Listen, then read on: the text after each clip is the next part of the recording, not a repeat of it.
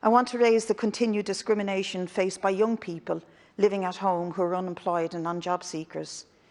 18-year-old to 24-year-olds get just €112 a week unless they live independently.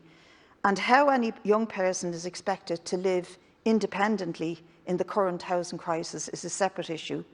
But it's important to recall that this was an austerity measure, one of the most obvious and brutal messages during the austerity years, that they wanted to send a clear signal to our youth: you have to leave the country or get used to living in poverty within the state supports when you are out of work. And when we introduced the Job Patch schemes, we sent another message saying, stay here and we'll help you to take up low-paid, precarious employment by forcing you, with the threat of sanction on your social welfare entitlements, to take up such work regardless of how suitable it is.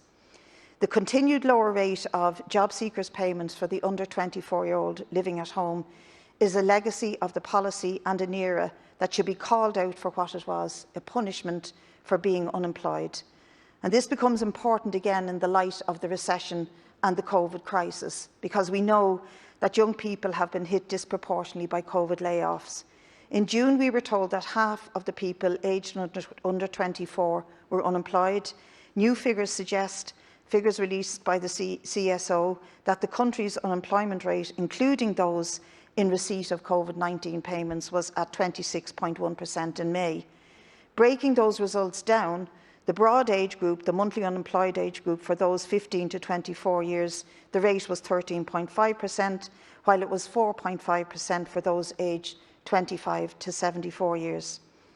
The figures may have changed since the summer, but I believe that broadly the impact on young workers in this state remains the sharpest.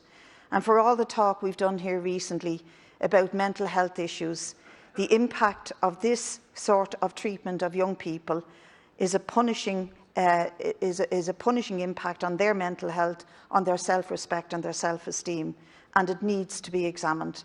So again, we'll be calling for a report on, within 3 months on the impact of this measure on young people.